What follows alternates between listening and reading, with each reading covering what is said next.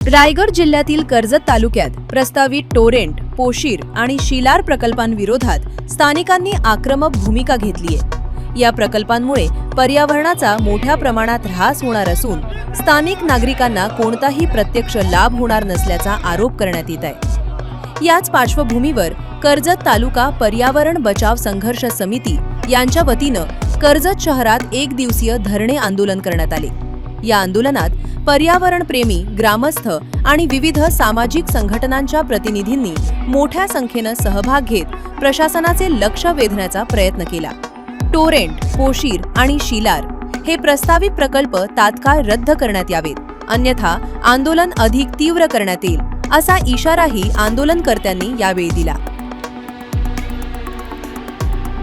पूर्ण कर्जत तालुक्याच्या वतीने आज एक दिवसीय धरणे आंदोलन इथे आयोजित केलेलं आहे। आपण सोशल मीडियाच्या माध्यमातून ऑलरेडी पाहिलं असेल का कर्जतमध्ये कोंढाणा, पोशीर, शिलार, पाली बिचोली असेल, पूर्वीचा टाटा आणि आता टोरेंट हे सर्व प्रकल्प होत आहेत कर्जतमध्ये। 8 ते 9 धरणं कर्जतमध्ये होत आहेत आणि आता आपण पाहिलं असेल इतक्या प्रचंड उन्हामध्ये सुद्धा आज आपण इथे मोठ्या संख्येने इथे सर्व आलेले आहेत। आणि याचं महत्त्वाचं कारण असं आहे का हजारो हेक्टर जागा जी आहे ही फॉरेस्टमध्ये त्याच्यामध्ये संपादित होते या सर्व प्रकल्पांसाठी आणि मोठ्या प्रमाणामध्ये लाखो झाडं तोडली जाणार आहेत आणि चारी बाजूनी कर्जतचं एक दिशा उरलेली नाही आहे का ज्याच्यामध्ये तिथं प्रोजेक्ट नाही आहे। आणि मग टाटासारखा प्रकल्प तिथं असताना कुठल्याही प्रकारचा कर्जतच्या लोकांना 1% वीज कुठली सबसिडी किंवा मोफत दिलेली नाही आहे किंवा कर्जतच्या लोकांचा अंधार दूर झालेला नाही आहे। आजसुद्धा कर्जतच्या लोकांना 10-10 तास अंधारात राहावं लागतं आहे। आणि मग असं असताना 3 किलोमीटरच्या परिसरामध्ये एक टोरेंटचा प्रकल्प इथं उभा करतायत।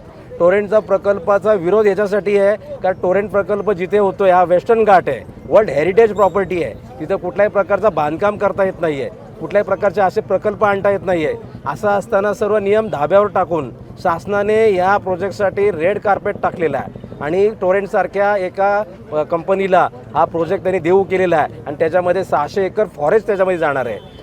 लाखो झाडं तोडली जाणार आहेत आणि याच्यापेक्षा भयानक म्हणजे या टोरेंटचं जे डिस्ट्रीब्युशन होणार आहे त्याचं पूर्ण नेटवर्क जे वायर आणि जे टॉवर आहे ते पूर्ण तालुक्यामध्ये पसरले जाणार आहेत। म्हणजे आमच्या कर्जतचा पूर्ण ऱ्हास करण्याचं त्यांनी ठरवलेलं आहे का हे हाय टेन्शन आणि टॉवर उभं केल्यानंतर त्या परिसरातल्या घरं आणि जमिनीचा व्हॅल्यू झिरो होणार आहे।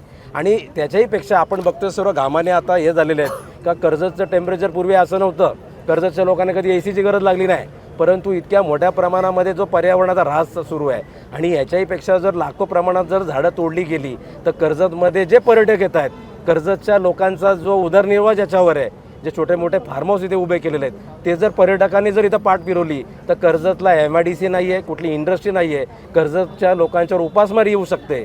आज मुंबईच्या पुढचं व्हिजन म्हणून 20 वर्षाची तरतूद म्हणजे कर्जत डम्पिंग ग्राउंड करायला घेतलेलं आहे आणि कर्जत डम्पिंग ग्राउंड करायला घेतलंय। मग कर्जतच्या 3 लाख लोकांसाठी पुढच्या 20 वर्षाचं विजन काय याचा शासन कुठलाही विचार करत नाहीये, म्हणून या धरणे आंदोलन आहे।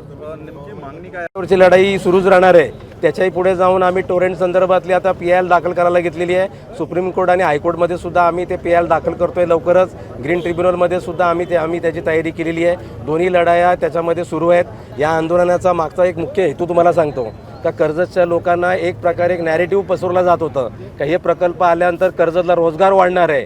अजिबात साफ चुकीचं आहे, कारण कुठल्याही प्रकारचे ग्रीन प्रोजेक्ट नाही आहे। ग्रीनरी म्हणजे आमचं जे झाडं आहेत, आमचं जे जंगल ही ग्रीनरी आहे, ते उद्ध्वस्त करून कसं काय तुम्ही ग्रीनरी तयार करताय, हे मोठा जोक आहे त्याच्यामध्ये। आणि म्हणून आमचं म्हणणं आहे याच्यामध्ये का हे सर्व प्रकल्प रद्द झाले पाहिजेत। याच्यामध्ये आम्ही कायदेशीर आणि रस्त्यावरची लढाई ही दोन्ही तयारी ठेवलेली आहे। आज तुम्ही पाहिलं असेल इतक्या मोठ्या उन्हामध्ये सुद्धा तमाम कर्जतकर या उपोषणाच्या या धरणे आंदोलनाच्या ठिकाणी येत आहेत, पाठिंबा देत आहेत।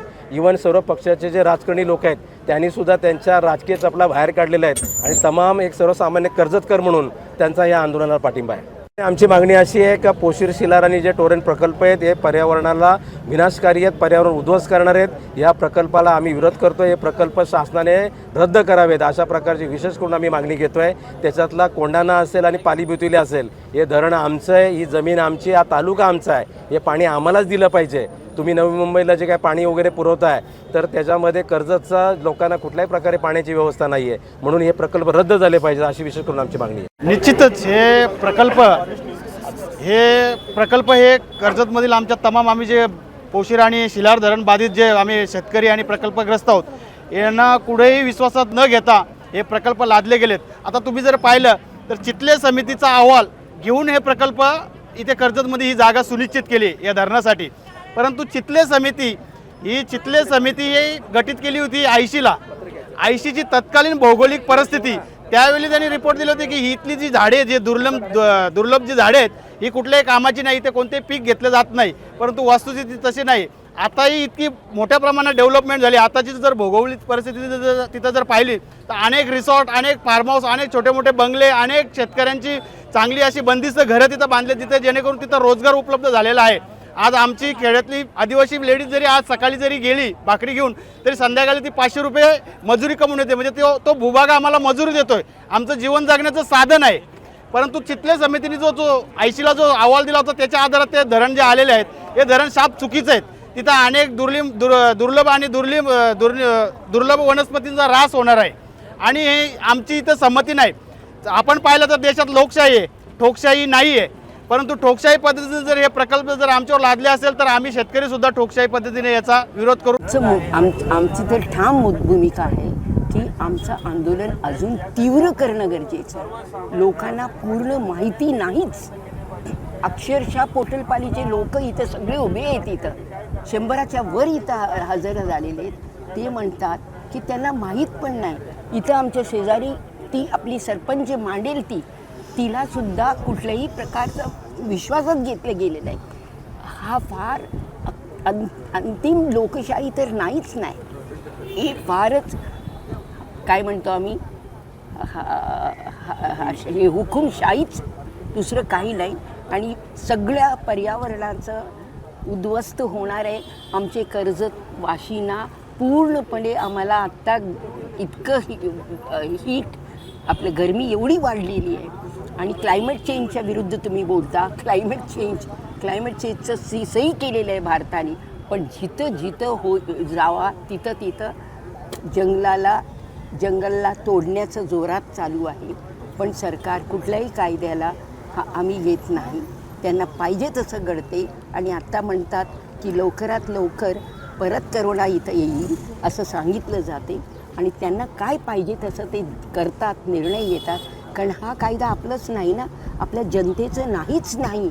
हे पर्यावरणाचा उद्ध्वस्त करण्याचा हे सगळे निवडून आलेली लोक आहे. फक्त आपल्या कंपन्या जे आहेत, प्रायव्हेट कंपनीज, भांडवलदार कंपनी, मोठे कंपन्या यांचं आणि सरकारचं संगनमत आहे.